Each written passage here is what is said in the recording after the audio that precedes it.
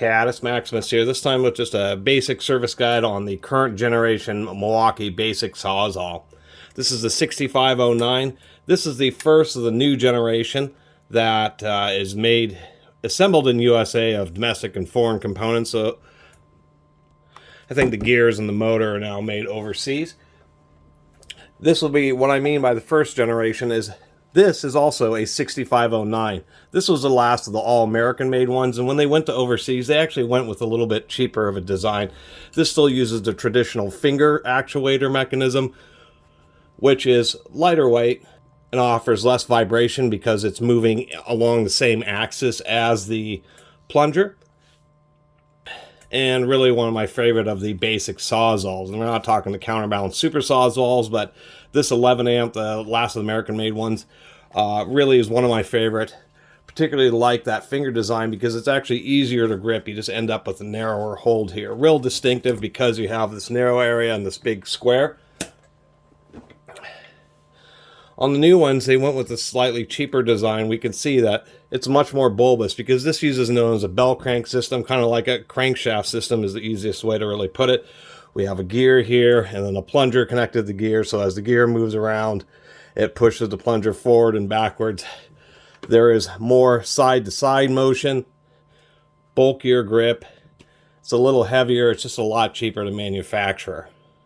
It also takes up more space. What I mean by that is if we line these up, say back of the handle to the back of the handle, the old one is probably a good 1.5 inches shorter than the newer one. So a little bit unfortunate, but that's the way it goes. Basic service guide. As far as replacing these, it's always $25 or so to get a new quick release. Just spray a bunch of oil down in there to keep those running smoothly. When they did go to overseas, they at least did upgrade to a 12 amp motor, so it has just a little bit more power. They still are using the separate power transistor isolated to try to give it just a bit more reliability. Although it is down here in the handle, which is, I guess, suppose is okay, but on the older models, it was actually mounted right in the vent to try to keep the transistor cooler, but I think on these 12 amp ones they needed to actually get more airflow through the motor instead. Anyway, 7 screws holding the handle, 5 shorts, 2 longs. Real obvious, the 2 long ones are for up here. If you get them confused, it's pretty obvious because the long screws will be sticking way out. Anyway, pop the handle, take a look at the power, check the power cord. Easy to replace because you just put a little pick in and release the wires. Just super basic, super simple. The triggers are actually a bit cheaper on these. I found them as low as like $15 or something because the power transistor is separate. Triggers just fine on this unit. Pull off the top part of the handle and then you just wiggle loose the lower part of the handle. And it just has these little tabs, and then that's how you access the brushes. Brushes are a little tight. I've already popped this one loose, but the brushes are kind of held in by a tab. All you do is you just push the brush and it shifts upwards a little bit. Let me brush this out, get some of the cobwebs out of this old unit so you can actually see. There's the little tab. So when you shift the brush, you can see how the tab kind of locks in, and then you just push the brush upwards, and that kind of causes the tab to rise above its release. It's just a little bit. And then you just use something like a pick or something like this just to slowly work the brush out of its little area there, and it is pretty tight.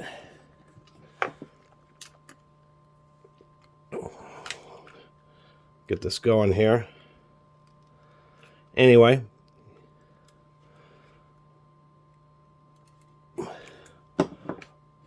pull the brush out and just make sure you have plenty of meat left and make sure that it's moving freely. And clear out. This one's been quite well used, so I thought it was a good example for a service. Lots of, people use these for all sorts of demolition work. Lots of debris likes to collect up in these chunks, and so you want to clean those out. A little wire brush will help. As far as getting the rest of the unit apart, pretty simple. We have a couple of T25 screws, which is a little bit easier than on the old one. You do have to remove this foot so you can pull off the boot and then access the fasteners for the gearbox. pretty easy here. These are fine thread screws, so it's easy not to confuse them with the rest of the fasteners on the unit. I'm going to leave the handle apart. I forget if the motor comes with the gearbox or not. We'll find out in a second here. Yeah, and I forgot about that. So on the old ones, you just remove the 4 screws and the whole kind of gearbox will slide off. On this one, it's not quite as heavy. I guess it's still all cast aluminum. I don't know if how durable its durability compares to the old ones. It's just the fact that there's now this half, which is what's bolted to the motor, and then you have this clamshell, which goes over the bevel gear. Actually, the bevel gear is this way instead of this way, excuse me. I just don't know why they included these fins. Maybe it's to kind of even it out, because this is the spot where there's the back bearing and the cover, and it allows you to push out that bevel gear. We're not going to pull out that bevel gear. There isn't a reason to. We're just going to open up and do some basic greasing. But it does make it easier because you don't have to have the handle apart to do it. There will be some corrosion here. That's just going to be due to galvanic corrosion. And this has been quite used. Obviously, been left outside because there's quite a bit of discoloration on the handle. Probably a little bit of water got on this. And as soon as you get water, that acts as an electrolyte. So between the steel of the shoe and the aluminum, probably aluminum magnesium composite of the body, it creates a very light duty battery and causes corrosion. So it's something that you're just likely to see.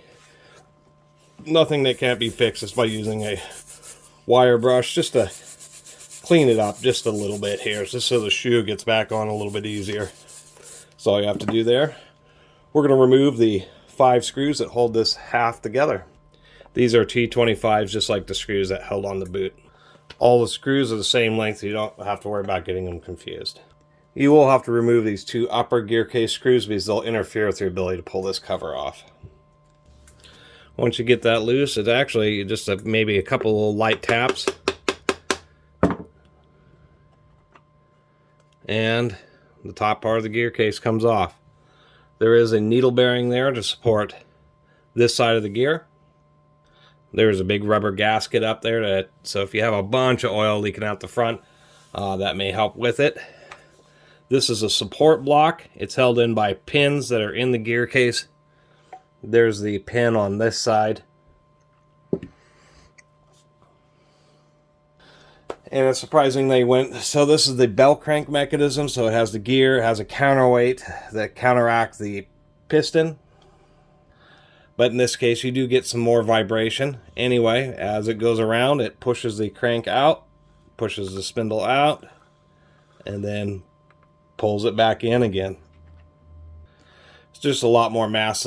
Older style, in here there's actually a finger that connects into a slot just into the back of the piston, so it just has this little finger that runs on a little rotating eccentric piece. So it's just I just don't think that this design is quite as good as the old one, but once again I believe it's just a little bit cheaper.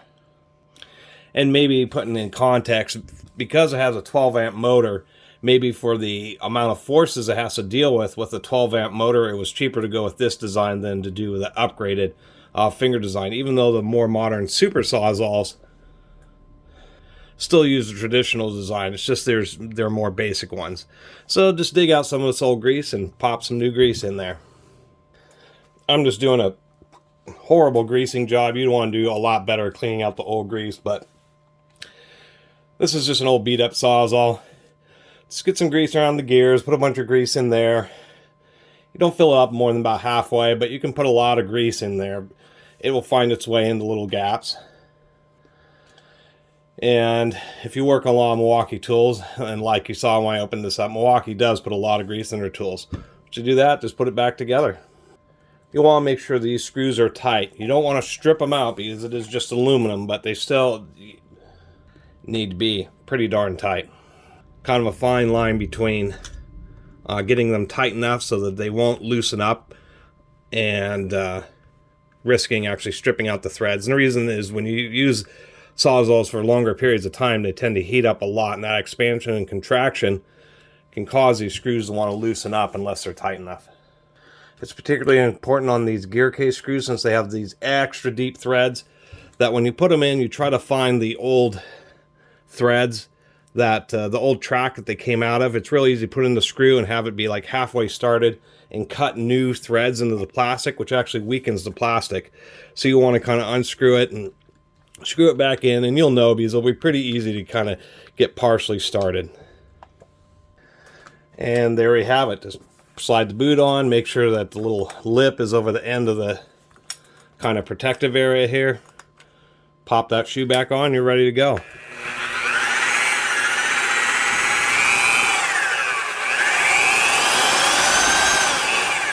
Does sound better with fresh grease in it. Once again.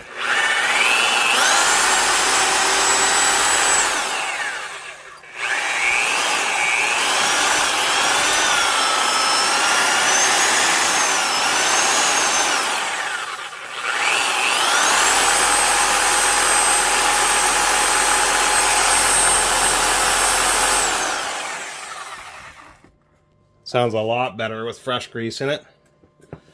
Anyway, not my favorite Sawzall, but this is what you get when you get the like $100 unit, and quite frankly, 12 amps, it still is pretty stout. You know, I don't think that the spindle is quite as tight on these, but you know, it's the way it goes. I guess at the end of this, we'll just do a little comparison of the sound. The spindle on you know, they changed that foot, and it is easier to access the chuck than it is on these old ones. But the old ones, I mean, this spindle doesn't move side to side at all. Well, there's a bit of side to side play on the new one. You know, the old one had easily accessible brushes, or easily replaceable brushes, nut and bolt system to hold the two halves of the handles together. If we do something here, both these cords are the same gauge, but on the old one, they just had thicker insulation on it. I mean, there are a lot of reasons to hunt down one of the older 6509s, because the difference between 11 and 12 amps is almost nothing compared to just better build quality on the older one. And just the sound and the way the older ones run are just smoother, in my opinion. Maybe about the same amount of vibration, to tell you the truth.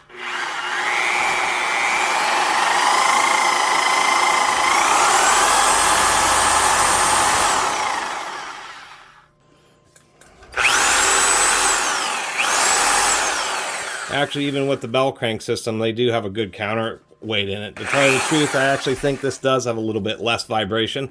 It just doesn't sound quite as smooth. It's subtle, but when you operate them side by side, you kind of notice that. Actually, I'll have to say this does have less vibration. And a pretty aggressive motor. Just wish the spindle was tighter. I mean, this thing wobbles back and forth quite a bit.